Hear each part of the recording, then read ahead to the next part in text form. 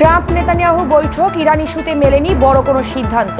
গ্রিনল্যান্ডে পশ্চিমারা সামরিক উপস্থিতি বাড়ালে পাল্টা পদক্ষেপ নিবে রাশিয়া। ইরানের সাথে চুক্তি না হলে সামরিক পদক্ষেপের ইঙ্গিত ট্রাম্পের। ইরানের সঙ্গে সামরিক সংঘাত বিশ্ব শান্তির জন্য বিপজ্জনক জারদারি। ক্ষেপণাস্ত্র সক্ষমতা নিয়ে যুক্তরাষ্ট্রের সঙ্গে আলোচনা করবে না ইরান। ইসরায়েলি নৃশংসতার আঘাত কাটাতে বক্সিং প্রশিক্ষণ নিচ্ছে গাজার কিশোরীরা। পশ্চিম তীরে ভূমি দখলদারিত্বে হুমকির মুখে স্বাধীন ফিলিস্তিনের স্বপ্ন। ইসলামী বিপ্লবের ৪৭তম বার্ষিকীতে ক্ষেপণাস্ত্র শক্তি প্রদর্শন করল ইরান। কিম জং উনের উত্তরসূরি হচ্ছেন মে জু এ। যুদ্ধ সক্ষমতায় রাশিয়ার চেয়ে পিছিয়ে ন্যাটো বান্দিয়ে। ট্রাম্পের বোর্ড অব পিস এ যোগ দিল ইসরায়েল, নেই ফিলিস্তিন। ট্রাম্পকে নেতানিয়াহুর পক্ষে না দাঁড়ানোর আহ্বান ইহুদিদের। মুর্শিদাবাদে বাবরি মসজিদ নির্মাণ কাজ শুরু, রুখতে আসা হিন্দুরা আটক। ভারতে শ্বাসকষ্টজনিত ওষুধের বিক্রি বেড়েছে ১৭০০ কোটি রুপি। দেখছিলেন টাইমস ইন্টারন্যাশনাল সংবাদ শিরোনাম। সঙ্গে আছি আমি আরিফা আক্তার পুষ্প। এবার বিস্তারিত। ইরান ইস্যুতে ইসরায়েলের নিরাপত্তার স্বার্থ অবশ্যই বিবেচনায় রাখা হবে বলে জানিয়েছেন ট্রাম্প।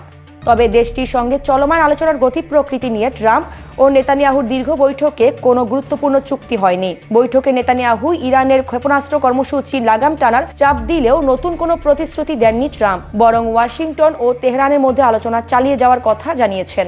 গ্রিনল্যান্ডে পশ্চিমা দেশগুলো সামরিক উপস্থিতি বাড়ালে পাল্টা সামরিক প্রযুক্তিগত পদক্ষেপ নেওয়ার হুঁশিয়ারি দিয়েছেন রুশ পররাষ্ট্রমন্ত্রী সের্গেই লেভরভ। ডেনমার্কের বিরুদ্ধে গ্রিনল্যান্ডবাসীকে অবহেলার অভিযোগও তুলেছেন তিনি। ডেনমার্কের এই স্বায়ত্তশাসিত অঞ্চলে সম্প্রতি ইউরোপীয় দেশগুলো সেনা পাঠিয়েছে এবং ট্রাম্প ন্যাটোর সাথে প্রভাব বাড়ানোর চুক্তি করেছেন। এই দ্বীপটি নিয়ে ট্রাম্প আগে চীন রাশিয়ার নিয়ন্ত্রণের শঙ্কা প্রকাশ করেছিলেন। এদিকে গ্রিনল্যান্ড স্পষ্ট জানিয়েছে তারা সার্বভৌমত্ব ও অখণ্ডতার প্রশ্নে আপোস করবে না। ইরান শর্ত না মানলে কঠোর সামরিক পদক্ষেপ নেওয়ার হুঁশিয়ারি দিয়েছেন মার্কিন প্রেসিডেন্ট ডোনাল্ড ট্রাম্প। হোয়াইট হাউসে ইসরায়েলি প্রধানমন্ত্রী নেতানিয়াহুর সাথে বৈঠকের পর ট্রাম্প জানান, সমঝোতাই তার প্রথম পছন্দ, তবে ব্যর্থ হলে পরিণাম ভোগ করতে হবে। তিনি ২০২৫ সালে জুনে ইরানের পারমাণবিক স্থাপনায় মার্কিন হামলার কথাও স্মরণ করিয়ে দেন। দুই দেশের প্রথম দফা আলোচনা ভালো হলেও তেহরান ইউরেনিয়াম সমৃদ্ধকরণ বন্ধ ও ক্ষেপণাস্ত্র কর্মসূচি সীমিত করার মার্কিন দাবিগুলো প্রত্যাখ্যান করে আসছে। ইরানের সঙ্গে যে কোনো সামরিক সংঘাত দক্ষিণ ও পশ্চিম এশিয়াকে অস্থিতিশীল করবে বলে হুঁশিয়ারি দিয়েছেন পাকিস্তানের প্রেসিডেন্ট আসিফ আলী জারদারি।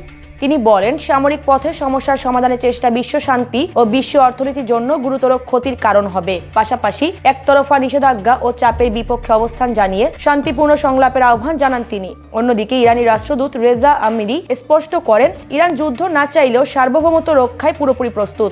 ইরানের ক্ষেপণাস্ত্র সক্ষমতা নিয়ে যুক্তরাষ্ট্রের সঙ্গে কোনো আলোচনা হবে না বলে সাফ জানিয়েছেন দেশটির সর্বোচ্চ নেতার উপদেষ্টা আলী শামখানি। গত সপ্তাহে ওমানে মার্কিন ও ইরানি কূটনীতিকদের পরোক্ষ বৈঠকের প্রেক্ষাপটে তিনি এই মন্তব্য করেন। ওয়াশিংটন পারমাণবিক আলোচনার সাথে ক্ষেপণাস্ত্র ইস্যু যুক্ত করতে চাইলেও ইরান তার নাকচ করে আসছে। এদিকে ওয়াশিংটন ট্রাম্পের সাথে বৈঠকে তেহরানের ক্ষেপণাস্ত্র কর্মসূচি বন্ধ করা বিষয়ে কথা বলেছেন ইসরায়েলি প্রধানমন্ত্রী নেতানিয়াহু। এর আগে ইরানের পররাষ্ট্রমন্ত্রী আব্বাস আরাকচিও জানিয়েছেন, ক্ষেপণাস্ত্র কর্মসূচি কখনোই আলোচনার এজেন্ডা হবে না। ইসরায়েলি হামলায় বিধ্বস্ত গাজার খান ইউনিসে দুঃসহ মানসিক ট্রমা কাটিয়ে উঠতে বালুর ওপর নির্মিত অস্থায়ী রিং এ বক্সিং শিখছে একদল ফিলিস্তিনি কিশোরী। বাস্তুচ্যুত প্রশিক্ষক ওসামা আইয়ুব ৮ থেকে ১৯ বছর বয়সী এই মেয়েদের সপ্তাহে ৩ দিন বিনামূল্যে প্রশিক্ষণ দিচ্ছেন। প্রিয়জন হারানো যন্ত্রণা ভুলে আবেগ প্রকাশের মাধ্যম হিসেবে তারা বক্সিংকে বেছে নিয়েছে। যথাযথ সরঞ্জাম ও নিরাপত্তা ব্যবস্থা না থাকলেও প্রশিক্ষণার্থীরা বিশ্বমঞ্চে ফিলিস্তিনের পতাকা ওড়ানোর স্বপ্ন দেখছে। ওসামা এই ক্ষুদে বক্সারদের জন্য আন্তর্জাতিক সম্প্রদায়ের কাছে সাহায্যের আবেদন জানিয়েছেন। পশ্চিম তীরে ফিলিস্তিনিদের স্বশাসিত এলাকায় নিয়ন্ত্রণ বাড়িয়ে ও দখলের জন্য জমির গোপন দলিল প্রকাশের মাধ্যমে দুই রাষ্ট্রভিত্তিক সমাধানের পথ রুদ্ধ করছে ইসরায়েল। পাশাপাশি দেশটির কট্টরপন্থী সরকার জমি সংশ্লিষ্ট জর্ডানের পুরনো আইন বাতিলের সিদ্ধান্ত নিয়েছে, যা অবৈধ বসতি স্থাপনাকারীদের সহায়তা দিচ্ছে এবং স্বাধীন ফিলিস্তিন রাষ্ট্র গঠনের আশা আরো ক্ষীণ করছে। ১৯৯৩ সালের অসলো চুক্তির পর বসতি স্থাপনাকারীর সংখ্যা ২.৫০ লাখ থেকে বেড়ে বর্তমানে ৭ লাখে দাঁড়িয়েছে।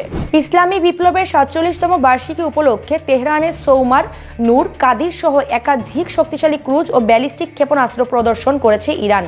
আল জাজিরা জানায়, এসব ক্ষেপণাস্ত্রের কয়েকটি ইসরায়েল ও মার্কিন ঘাঁটিতে হামলায় ব্যবহৃত হয়েছিল। এছাড়া বিশাল জনসমাবেশে প্রেসিডেন্ট মাসুদ পেজেশকিয়ান শত্রুর ষড়যন্ত্রের বিরুদ্ধে জাতীয় ঐক্যের ডাক দেন। তিনি পারমাণবিক অস্ত্র তৈরির দাবি নাকচ করে পশ্চিমা অবিশ্বাসের সমালোচনা করেন। জীবনযাত্রার মান ও বিক্ষোভ প্রসঙ্গে জনগণের কাছে ক্ষমা চেয়ে তিনি সমস্যা সমাধানের প্রতিশ্রুতি দেন। উত্তর কোরিয়ার নেতা কিম জং উন তার কিশোরী মেয়ে কিম জু একে পরবর্তী উত্তরসূরি হিসেবে প্রস্তুত করছেন বলে দাবি করেছে দক্ষিণ কোরিয়ার গোয়েন্দা সংস্থা সিওলের এক ব্রিফিংয়ে জানানো হয়, গুরুত্বপূর্ণ রাষ্ট্রীয় ও সামরিক অনুষ্ঠানে জুএ এর ক্রমবর্ধমান উপস্থিতি এবং নীতিগত বিষয়ে মত দেওয়ার লক্ষণ তাকে উত্তরাধিকারী হিসেবে সুপ্রতিষ্ঠিত করছে। 2022 সালে ক্ষেপণাস্ত্র পরীক্ষার মাধ্যমে প্রথম প্রকাশ্যে আসেন জুএ। এছাড়া এনআইএস জানায়, কিমের নির্দেশে 10টি ব্যালিস্টিক ক্ষেপণাস্ত্র বহনে সক্ষম একটি বিশাল পারমাণবিক সাবমেরিন তৈরি করেছে উত্তর কোরিয়া। যুদ্ধক্ষেত্রে দ্রুত পরিবর্তনশীল প্রযুক্তিতে মানিয়ে নিতে রাশিয়ার চেয়ে ন্যাটো পিছিয়ে আছে বলে মন্তব্য করেছেন জোটটির শীর্ষ কমান্ডার অ্যাডমিরাল পিয়েরে ভান দিয়ে।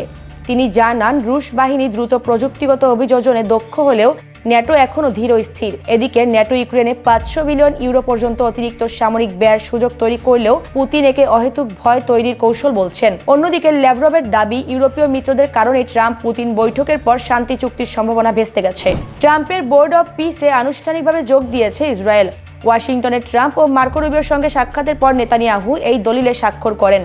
ট্রাম্পের এই পরিকল্পনায় গাজায় সাময়িক শাসনের কথা থাকলেও ফিলিস্তিনি কোনো প্রতিনিধি নেই, যা সমালোচনার জন্ম দিয়েছে। 19 ফেব্রুয়ারি ওয়াশিংটনে বোর্ডের প্রথম বৈঠকে গাজা পুনর্গঠন নিয়ে আলোচনা হবে। গত অক্টোবর থেকে চলা নাজুক যুদ্ধবিরতির মধ্যেও 580 ফিলিস্তিনি ও 4 ইসরায়েলি সেনা নিহত হয়েছেন। এদিকে গাজায় ইসরায়েলি হামলায় 72,000-এরও বেশি মানুষ নিহত ও পুরো জনগোষ্ঠী বাস্তুচ্যুত হয়েছে। ফিলিস্তিনের রক্তপাত বন্ধের দাবিতে এবং ইসরায়েলি প্রধানমন্ত্রী নেতানিয়াহুর বিরুদ্ধে ওয়াশিংটনে হোয়াইট হাউসের বাইরে বিক্ষোভ করেছেন ইহুদি নাগরিকরা। তারা প্রেসিডেন্ট ট্রাম্পকে নেতানিয়াহুর পক্ষ না নেওয়ার জন্য সতর্ক করেন। রাব্বি ইসরায়েল জবিদ জানান, ইহুদি ধর্ম বিশ্বাসের ওপর প্রতিষ্ঠিত, কিন্তু জাইনিজম একটি 140 বছরের পুরনো রাজনৈতিক আন্দোলন যা ধর্মের সাথে সাংঘর্ষিক। পাশাপাশি ইসরায়েল রাষ্ট্র গঠন ধর্মীয় আইনের পরিপন্থী এবং এটি মুসলিম ইহুদি বিভাজন বাড়িয়েছে বলেও দাবি করেন। মুর্শিদাবাদে আনুষ্ঠানিকভাবে বাবরি মসজিদ নির্মাণের কাজ শুরু করলেন বহিষ্কৃত তৃণমূল নেতা হুমায়ুন কবির। 1200 আলেম ও ধর্মীয় নেতার উপস্থিতিতে কোরআন তেলাওয়াতের মাধ্যমে এই কার্যক্রম শুরু হয়। কাজ শুরুর পর তিনি নদিয়া থেকে উত্তরবঙ্গ পর্যন্ত বাবরি যাত্রার ঘোষণা দেন। এদিকে উত্তরপ্রদেশের লখনৌ থেকে মুর্শিদাবাদের উদ্দেশ্যে রওনা দেয় উগ্র হিন্দুত্ববাদীদের একটি দল। তাদের দাবি, কোনো অবস্থাতেই তারা পুরনো বাবরি মসজিদের আদলে ও নামে মসজিদ তৈরি করতে দেবেন না। দলটিকে রাস্তাতেই আটকে দিয়েছে পুলিশ।